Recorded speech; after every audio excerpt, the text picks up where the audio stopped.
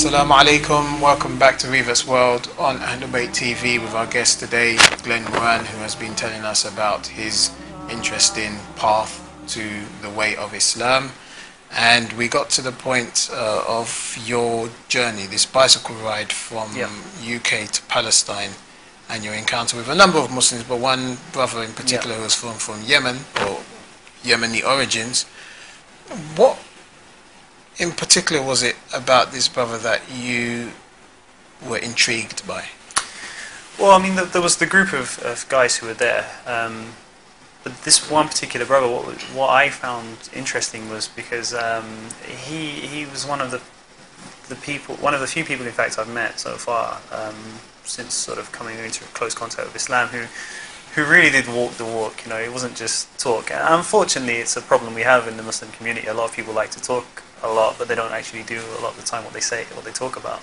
This one brother, he literally, I've never known him talk about something he doesn't personally do. I used to just observe him in many ways, and just interaction with people and things he did, things he didn't do. And this is what really struck me at first. I mean, particularly the way he, would speak to people and general conduct. And I remember I used to say to him, you know, like, Mustafa, why do you do this? You know, why do you not do that? And from these kind of questions, he would always give me a logical answer, and it was something he would just say, well, I won't do this because in Islam we have this concept and you're not allowed to do this, and this is the reason why. It wasn't just a case of, oh, we're not allowed to do it, or, you know, we should do this. You know, there was always a logical reason. And he was fluent in English and in Fusha Arabic, so he would quite often like give me an ayah from the Quran or something from Hadith in Arabic and then translate it to English. And I was just very impressed by that, and many of the things that came about, I was like, you know, there were things that already I kind of believed in anyway, or they were something very similar to sort of what I already believed in. And in terms of day-to-day interaction, not in terms of theology or general belief. And from there, I mean, it really just it went from there. I mean, luckily, this brother Mustafa, he was one of the Muslims who, many Muslims have a lot of knowledge I've discovered, but they can't communicate it, which is a real shame. Because some of the brothers I know, they have so much knowledge, but they're not very good at communicating it. This one brother was very good at communicating, and he had the knowledge as well.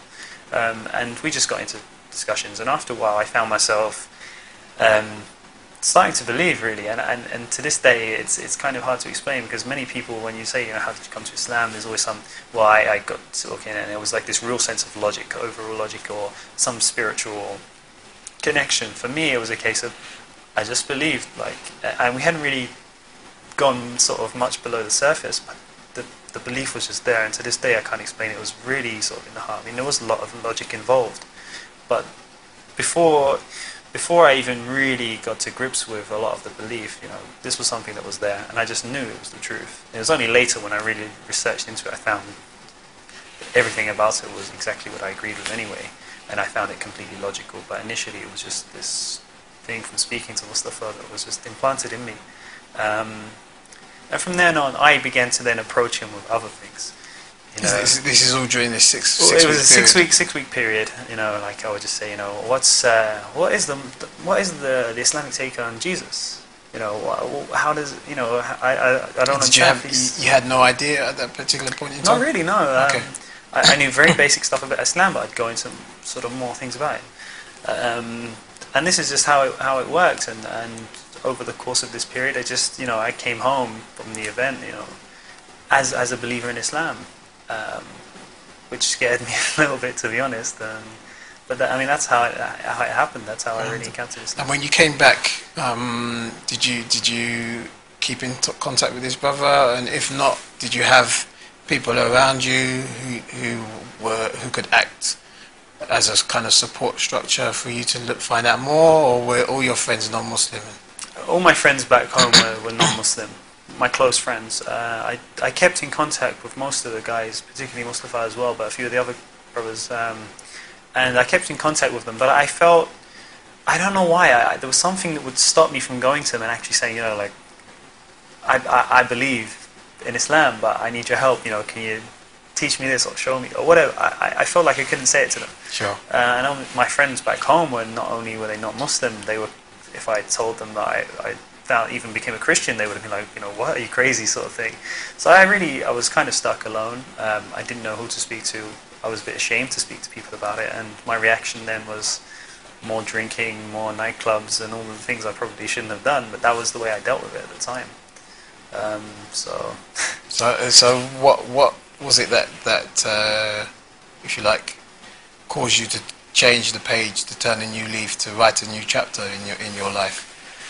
Over the course of 2 years, this continued, and I was getting nowhere. To be honest, I just was making no real progress in life. I mean, and I was drinking more. But as I really got to really drink heavily, my tolerance for alcohol was just going completely down. I got to the point in the end, I couldn't drink. I literally couldn't have one pint of beer, for instance, which normally I would have drunk God knows how many in a night. But this time, I couldn't even have one. And it was, to me, eventually I couldn't ignore what I now know was a clear sign from Allah that I shouldn't be doing this. And in the end, I had to just stop. I had no choice, and I decided, that's it. I've stopped drinking. Now I want to start praying. How do I pray? I don't have any idea. I know the movements, but what do I say? So I used to just go on YouTube. On YouTube you can see like people make these clips, and I just followed that, and then slowly began to teach myself to pray. So I really just did it all. I didn't tell anybody about it for like 6 months or something. I was just, this was very much just me in my room, watching lectures or reading books, and just trying to get to grips with things myself. Really? No, it's quite interesting you say that, because I think one of the previous guests we've had on Revert's World was a similar story in the sense of didn't really have anybody to confide in or to discuss with, and so the research was done almost exclusively over the internet. Yeah. And it's weird for me because I've been a Muslim now nearly 16 years, and in those days the internet existed, but it wasn't something that everybody had in their home. Yeah. And I had to, physically go out and get my first copy of the Quran. So when I hear stories like this and the YouTube, I think it's quite a very powerful way in which Islam is actually getting. So we could have many reverts out there who, like you say, have just done it in their own bedrooms, and we're not necessarily aware of. So that's quite interesting. So, alhamdulillah, by this point you're pretty much already a Muslim then, if you're already praying and so on and so forth. I mean, I was pretty much there. I just didn't have anybody to really sit down and discuss things or ask questions with. I tried to go to a mosque once in Milton Keynes, where I literally stepped through the gate and was told, you're not welcome here, go away, you can't come in here. Which, to me, it was one of the worst experiences, to be honest, I've encountered in my life, because I just felt like I was being rejected from the people that should be, trying to embrace me and help me out. It's quite a sad indictment on us as Muslims, because you come, and I can imagine at that particular time you were on cloud 9. Literally, all of the alcohol and the drugs that you'd consumed in the past could not have brought you to that state of that buzz that you had at that particular point in time. And so obviously the reverse of that buzz, when somebody just totally treats you in such a despicable manner, especially when your concept of Islam up until this point is such a rosy picture, and then in reality it's like, wow, is this for real? To this day, I mean, it's just something I've encountered similar things since, but never to this level. Sure. I know other people that have, and it's a real shame. Inshallah. Good. That's well, it's not good, but I mean, it's good that you mentioned it, because obviously that's important for our viewers, although I'm sure none of them are like that, but it's something that we all need to bear in mind, of course. So, in Milton Keynes, where you grew up, and you decided to become a Muslim, what happened with your friends who you were doing X, Y, and Z with? To be honest, I'm still friends with most of them. In fact, some of them have no idea to this day. After it's been 4 years since I gave up drinking, for instance, and some of them have still no idea that I'm a Muslim. Maybe they're watching now. I don't know. I don't know. It's not really changed that much. I mean, obviously they know that I don't go to pubs. I mean, I don't think they know why. I'll just always make excuses why. Sorry, I don't want to get involved in that. I mean, to be honest, when I first started to pray and stuff, and I wasn't drinking, I wasn't. There was some things I did I probably shouldn't do, but I mean, I used to go to the pub with them. I just didn't drink, and this kind of thing. So I don't think they really clocked on, and it was a gradual kind of giving up of everything, course. And I think so from that perspective. Yeah, and this internal struggle, that's what I would call it. This internal struggle that you went through, this half of you saying, well, this life that I'm living is such a rich life. I've got X, Y, and Z, and if I go down the road of this Islam, I'm going to have to make some compromises here. As that transition started to take place, was it for you a kind of natural progression from just over a period of time, just naturally gravitating away from some of the stuff you were doing beforehand, and just finding yourself, not necessarily consciously, but subconsciously, just becoming more and more actually like a Muslim would be? Yeah, definitely. I mean, the big one for me was giving up drinking, because I mean, when you're drinking or when you're drunk, I mean, you do all kinds of things you shouldn't do. Giving that up was the big one. And when I started to pray, for instance, I mean, I started off praying like once a day, and eventually I built it up, and everything else, it was just gradual. And actually, I mean, I went to uni about sort of 6 months, maybe more. No, maybe about 9 months after I stopped drinking and I started to pray. And going to university was kind of thing that really brought me out myself as a Muslim. I could go there, I didn't know anybody, I could just say, I'm a Muslim. I could meet sort of the brothers at the Islamic Society and stuff like that. And being in that kind of environment where I knew Muslims, where I could socialize with Muslims, it really helped me to then fully get away from everything else. And it's like when you're with people, when you're with other Muslims, it really helps you out. Like if you're away from the community and you're just alone, or you're with people who are not Muslim, it's easy to kind of get away from the things you should be doing. Sure. So that really helped me a lot. So. And obviously in Exeter, as well as on this bike ride that you'd taken part in as well, you'd met some reverts.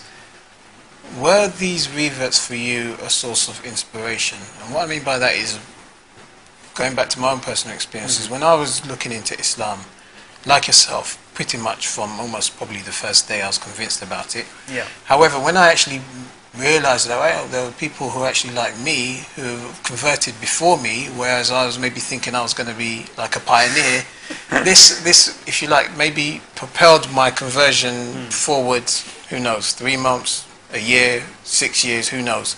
Yeah, I mean, it was a real inspiration for me, especially when you meet people that, in many cases for me, a lot of the people I knew who had been Muslim for longer than myself, they were at a stage where I was kind of aspiring to be, and I was like, they've achieved getting closer to that stage I want to be.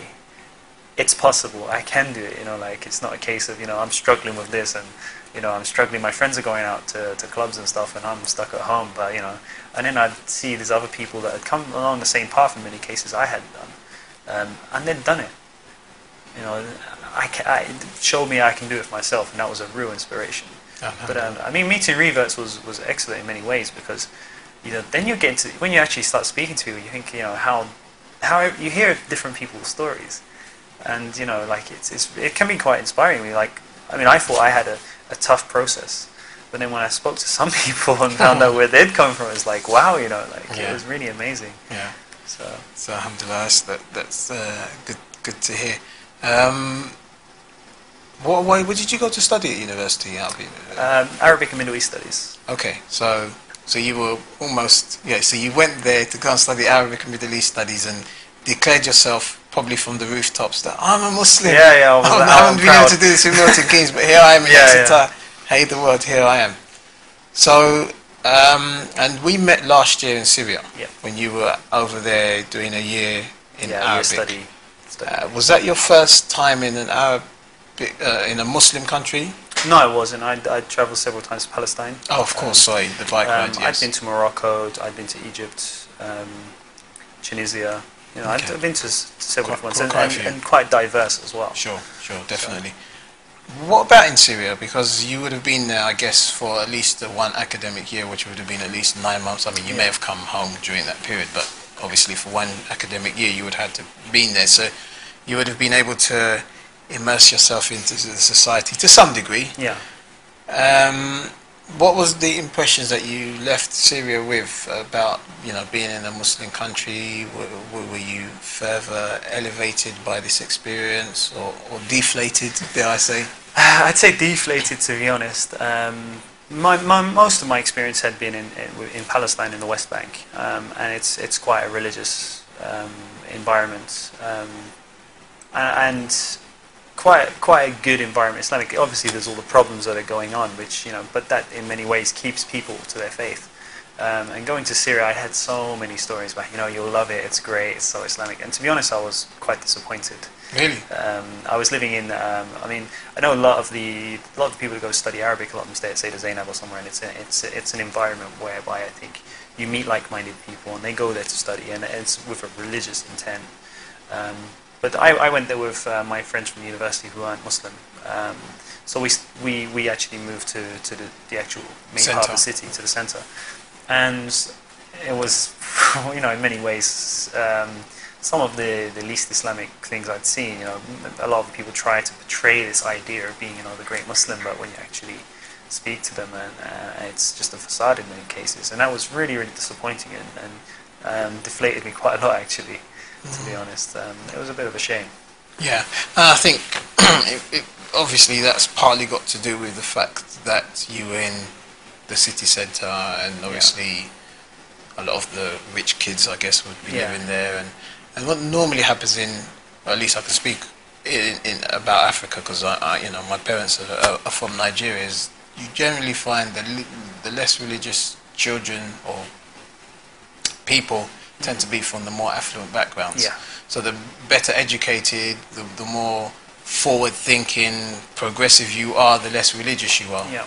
And so maybe there was an element of that in Damascus as well. Definitely, I think as well a lot of the youth have grown up with this kind of desire to live the MTV lifestyle, and many of them watch American films. And they watch these films and they think this is the way people live in the West, and this is what they aspire to. Most of the things portrayed in a lot of these films are not particularly things you'd want to aspire to, and in many cases they're not even true sort of reflections of life in the West. But this is what they want to be.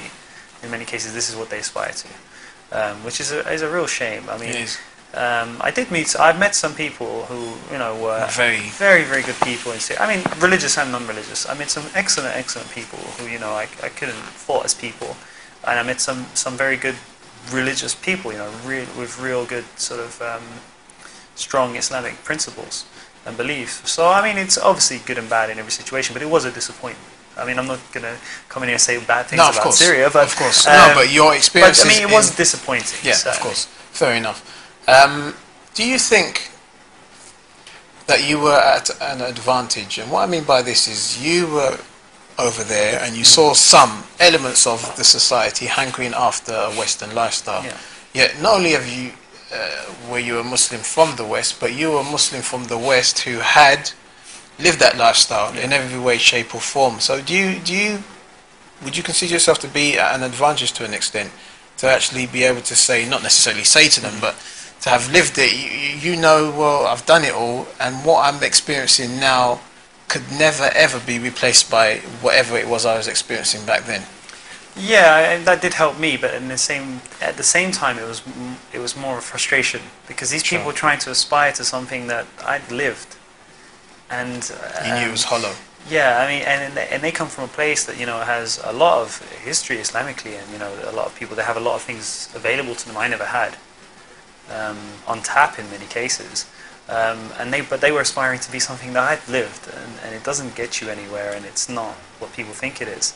And it was frustrating speaking to people, because you can do this in England and that, and it was very, very frustrating to say, I've lived that life. It's not what you think it is. Sure.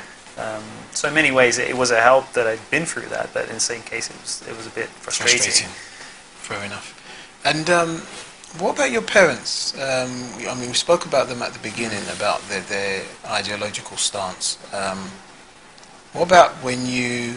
Oh, sorry, I'm making assumptions here. Did you tell your parents that you became that you'd converted to Islam? And if you did, what was their reaction? Did they kick you out of the house? I didn't tell my mum for about 6 months. She knew it was coming, I think, in all honesty. She knew I was interested. So she wasn't overly surprised, and alhamdulillah, she was from day one very supportive. When I used to go home from uni, if I went to stay at her house, and there were a couple of occasions because the mosque was quite far away and I wanted to go to the mosque, she would come home in a lunch break and pick me up and take me there and bring me back. Really? She would always make sure there was halal food available in the house and this kind of thing, and so I really couldn't have asked for more from my mum, to be honest. Without her converting, maybe Sure. I couldn't have asked for any more. I mean, my dad as well. My dad actually lives in Spain now. I didn't tell him for maybe a year and a half, and I was cautious with telling my dad more than my mum. Why? Because of because he was an atheist, or just because he's your dad? Partly because he does live in Spain, and because he hadn't seen maybe the progression. Sure. I think my mum had seen it coming. My dad, he wouldn't have seen that so much. And the way I introduced it to my dad was, I was on the phone actually. I was like, have you noticed a change in me recently in the last year, 2 years? He said, yeah. I said, do you think it's been for the positive or the negative? He said, totally positive. So I said, well, actually, I'm going to explain to you why. And it's because I found religion. I'm now Muslim. And his take on it, same as my mom's, was, if it's made you a better person, we can see the difference. We can see how positive it is. We can see how much more positive you've been, how much more you've achieved. And you're a better son to us. Yeah, exactly. Although they may not necessarily make that last statement, but yeah, I mean, like everything about you we've seen is better. We noticed the change, particularly my dad, because he didn't see it coming necessarily, Sure. but he noticed the change, and the take on it literally was, this has done so much for you. You're not doing it. You're not hurting anybody or anything. We don't agree necessarily. We don't believe, but you're not hurting anybody, and it's done nothing but improve you and fulfilled your life. Then, who are we to say it's a bad thing? And they've been nothing but supportive ever since. So, good. Yeah, Alhamdulillah. And it's quite funny. I mean, I know there are negative experiences out there, or negative stories out there, but for the most part, I think most of our parents have been supportive. They may not have necessarily understood why, but they haven't stood in our way. Is my experience, having been hosting these shows for a long time. So it's always heartening to hear that it is the case once again. Would you say, very quickly, just for us to round up here, would you say that the identity of Glenn Moran pre-Islam and post-Islam are totally disconnected, or would you say there's a lot about you that you identify with your past?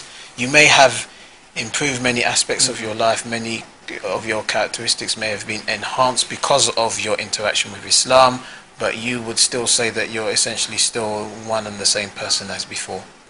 I'd say I would definitely say I'm largely the same person. I would say I've improved myself. But I actually think it's important in many ways that I do retain some of who I was before. Definitely. Particularly in a way, in many cases, the way I present myself. I like the fact that I talk to many people, and afterwards, after speaking to them for maybe half an hour, I say, by the way, I'm Muslim. They're like very shocked. And I think actually, to be honest, as Muslims in the UK, this is something we need to achieve, particularly with reverts.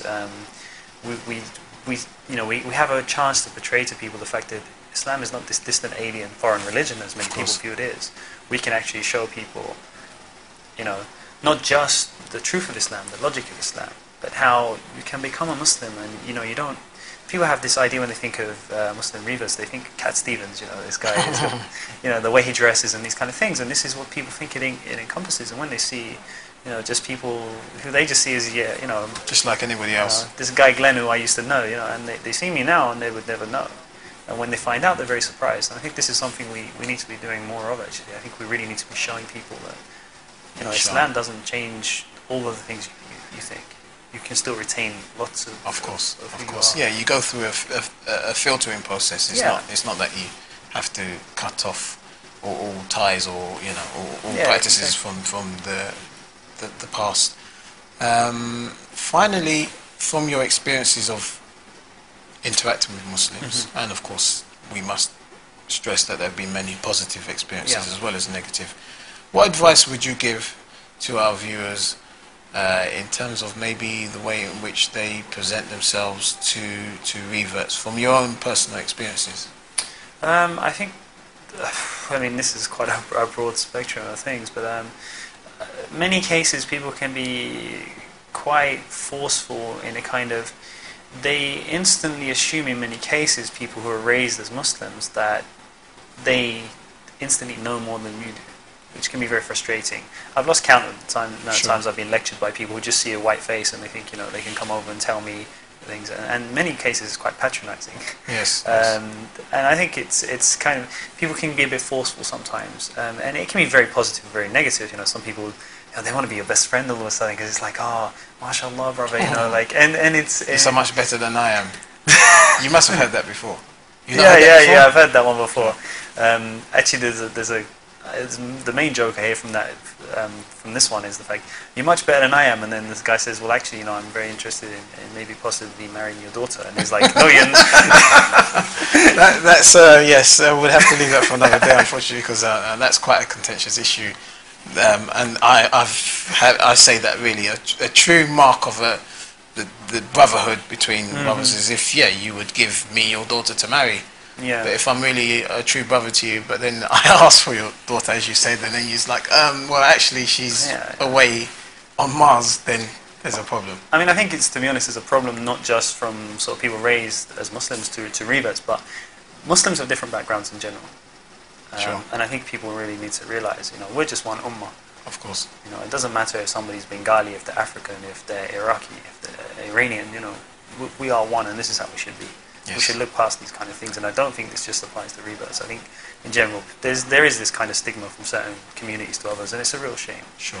Thank you very, very much, Glenn Moran, for a very interesting journey through your life so far. Of course, inshallah, you've got many more years to live, sure. And I'm sure your contribution to Islam will be evident in the future, inshallah, as it has been up until now. We thank Glenn Moran. I thank you on behalf of all of our viewers. And once again, as always, if you have any comments, suggestions, or if you know of any reverts who would like to come on the show, then you can email us at revertsworld@ahlulbayt.tv. Thank you for watching. Join me again, same time next Wednesday, 7 p.m. Assalamu alaikum.